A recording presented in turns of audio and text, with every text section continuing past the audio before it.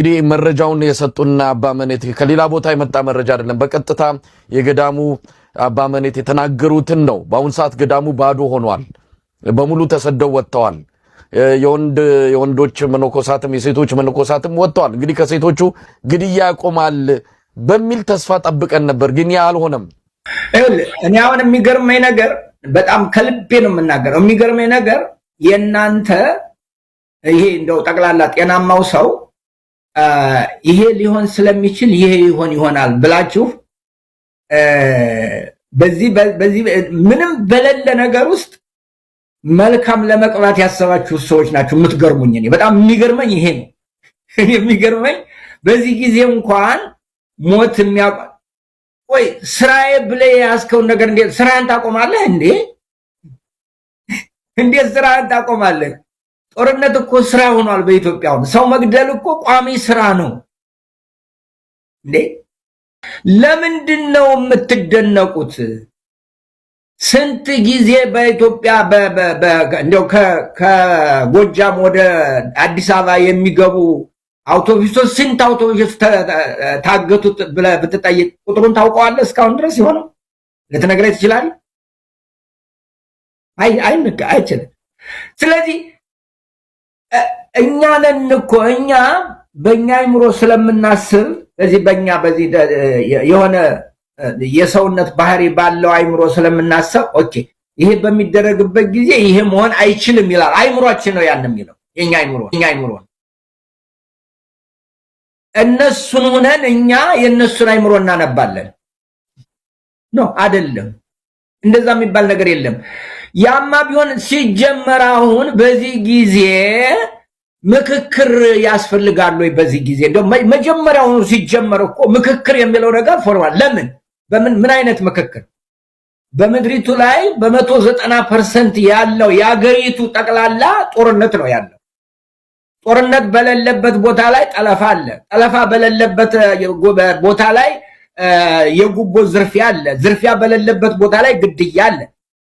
ይሄ እንግዲህ አዲስ አበባ እንኳን ሰው በኦጉ ገብቶ ወጥቶ በሰላም የማይገባበት ሀገር ላይ ምን አይነት ምክክር ነው? ምን አይነት ምክክር ነው? ሲጀመር በምክክሩ ጊዜ ይህን ሊያደርጉ አይችሉም ብዬ ነበር። ምክክሩ ለምንድን ነው? ምን ሊደረግ ነው? የዚህ አይነት ስራ ለመስራት እኮ ነው ምክክሩ። እንዴት አድርገን ብንገል፣ እንዴት አድርገን ብናጠፋ፣ እንዴት አድርገን ወደ ደገዳሞት በእውነት ደገዳሞት ይሄ ጮቄ ተራራ የሚባለው ታሪክ ለወደፊቱ ሐውልት የሚቀመጥበት መሐመድ ተሰማ ጀራሉ ኤአይ አሰርቶ ቁጭ ያለ የሆነ አሪፍ ተራራማ ምናምን ኤአይ ነው እንዳለ። በነገራችን ላይ አብይ አህመድ በኤአይ ነው እየተዋጋ ያለው ትግራይ። እኔም ብቻ ነው በኤአይ ያልሰራኝ እስካሁን።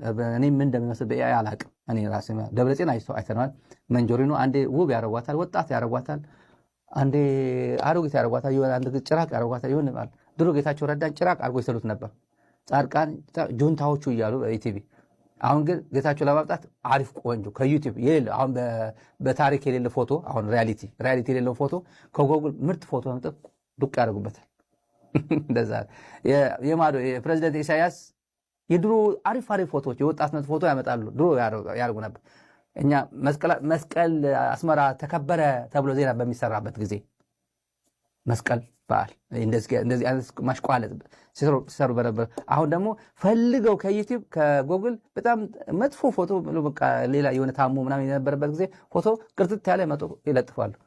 በዚህ ፖለቲካ ሊሰራ፣ በዚህ ፕሮፓጋንዳ ሰራዊት ልትገነባ፣ በዚህ የኢትዮጵያውያን ህዝብ ሞራል ልትገነባ።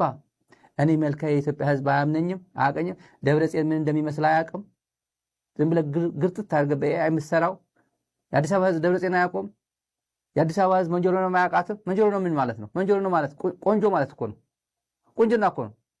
መንጆሮ ብሎ ስም የሰጣት እኮ ራሱ ሳሞራ እኮ ነው። ድሮ በረሃ ትግል ላይ ሁለት ፈትለ ወርቅ ታጋዮች ነበር በአንድ ሰራዊት ሳሞራ ነበር አለቃቸው። እና ፈትለ ወርቅ እንዴት ብዬ ልለያቸው? በቃ ፈትለ ወርቅ አንቺ በቃ መንጆሮ ነው ልበልሽ አላት። እኔ ዝም ብዬ እሷን ከፈለጋችሁ የምታውቁት ታሪክ ሳሞራን ጠይቁት። አጠገብ የምታውቁት እሱ ነው የሰጣቸው ስሙ መንጆሮ ነው ብለው የሰየማት። ውብ ሃይስኩል ተማሪ ሃይስኩል ገና ወጣት ስለነበረች ያው አሁንም የምታውቋት ነች። እና መንጆሪኖ እንደዚህ አርግርጥት አርገብ ሰራት ኢትዮጵያ ህዝብ አያውቃትም። በኤአይ ነው የምትታገለው። እኛ እናቅም። እኛ የኮሙኒኬሽን ሰዎች አይደለንም። ኮሙኒኬሽን አልተማርንም። አንተ ብቻ ነህ የሶሻል ሚዲያ አጠቃቀምና ህዝቦች ዘንድ እንዴት አድርገ መግባት እንዳለብህ የምታውቀው። በዚህ ነው አልተገናኘንም ማለት ነው። አልተዋወቅንም ማለት ነው። የገጠመ ችግር አልገባም፣ በቅጡ አልተገነዘብከውም ማለት ነው። ዝም ብለህ ፋና ቴሌቪዥን ተመልከቷቸው፣ ፋና ፌስቡክ እነሱ ተዘጋጅተናል እያሉ አብይ አህመድ ለሁሉም ጠላቶች ተዘጋጅተናል ቪዲዮ ያስቀርቡና ቀጠል ብሎ አንድ ቪዲዮ ደግሞ ይለጥፋሉ። የትግራይ ወጣቶች አፈሳ፣ ከኤርትራ የተማረው አፈሳ ግፋ ይላል። ትግራይ እጅሽን ጠብቀሽ ጠብቂ አለፊልና ለቀይ ባህር እንሞታለን፣ ስንሞት ኢትዮጵያዊ ስንኖር ኢትዮጵያ ምናምን ይላል ደግሞ። ከዛ በኋላ ደግሞ አፈሳ ይላል በዚህ በኩል እጅሽን ወይ ትግራይ ወጣት ወይ ሆን ብለህ በቃ ውጣ ይላል። አዲስ አበባ ባንዳዎችን አሰበስቡና በየተራ ሚዲያ ላይ ይመጣሉ። በየተራ እናት ወድ ብትገባ ያልናቸው ለነሱን ነው።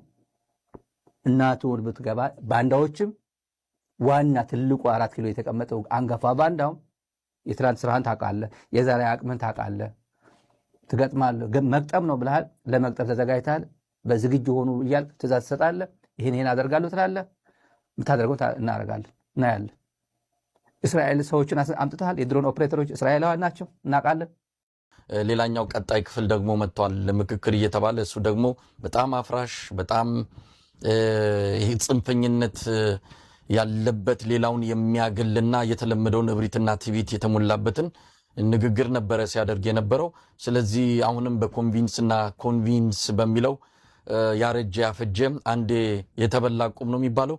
በእንደዚህ አይነት ስትራቴጂ ኢትዮጵያን መንበረ ስልጣን እንቀጥላለን ብለው ያሰቡ ነው የሚመስለው። እነዚህ ሰዎች ምን ያህል የማሰብ አድማሳቸው የጠበበና መራመድ የማይችሉ ከራሳቸው እንኳን ስተት መማር የማይችሉ እንደሆነ በግልጽ የታየበት ነው። እንደው የሽመልስ አብዲሳን መረጃዎችም ያሳያሉ። የኦሮሚያን ጥቅም አስጠብቀን ኦሮሚያ የበለጠ እየገዘፈች ትሄዳለች እንጂ የምትከፋፈል አይደለችም። ተጨማሪ መሬት ተጨማሪ ቦታዎችን እያገኘች እየሰፋች እንጂ ያነሰች አትመጣም። ምን የሚያስቡ ካሉ እርማቸውን ያውጡ ነው ያለው። የተለመደ የትዕቢት ንግግሩን ነው የተናገረውና እንዲህ የተናገርክ እንግዲህ ምክክር ሲባል ያው ቂም ይዘህ ጸሎት የለም። እንዲህ አይነት አስተሳሰብ እንዲህ አይነት እብሪት ይዘህ ኢትዮጵያ እየመከረች ነው የሚል ፕሮፓጋንዳ እየረጨህ በጎን ደግሞ የራስን ሰፈርና የራስን አጥር የምታጠብቅ ከሆነ ምኑን ምክክር ሆነ? ሁሉም የየራሱን ሊያጠብቅ ይችላል። የኦሮሚያውን የሰማ አማራው፣ ሌላውም ስለ ራሱ ጥቅምና ስለ ራሱ አጥር እንጂ ስለ ጋራዋ ኢትዮጵያ ስለ ጋራዋ ቤት የሚያስብ አይኖርም። ለብልጽግና ለኦሮሚያ ብልጽግና ግን የተፈቀደ ነው። ለሽመልስ የተፈቀደ ነው። ብዙም እንኳን ማጭበርበርና ማታለል አልቻሉም። እዚሁ በዛው የሚጋለጡበት ሁኔታ ነው እያየን ያለነውና የሽመልስንስ አብዲሳ ኦሮሚያ ብልጽግና ውስጥ ምን እየተደውለተ እንዳለ እንደው ማወቅ የሚቻል ነገር አለ? ያ እኔ ሽመልስ አብዲሳ እና አብይ አህመድ አንድ አይነት ናቸው። ሰው የተለያዩ ናቸው። ሽመልስ እንዲያነሳው ነው እነዚህ ሊያደርገው ነው የሚል ከፍተኛ የሆነ ስራዎች ለመስራት ሙከራ ይደረጋል። ይህ የሚደረገው አንዳንድ ጊዜ በብአዴን አመራሮች በኩል ነው።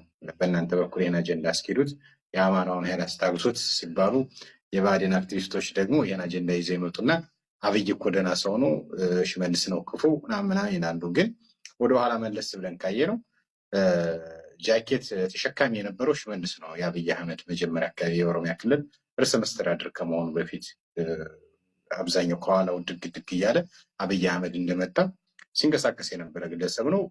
ከአብይ አህመድ ከመምጣቱም በፊት ዋና የፐብሊክ ሪሌሽን ስራ ሲሰራ የነበረው ሽመልስ አብዲሳ ነው። አብይ አህመድ መናገር የማይፈልግ እሱ እንደ ኢትዮጵያን ስታይል መቆጠር ይፈልጋል።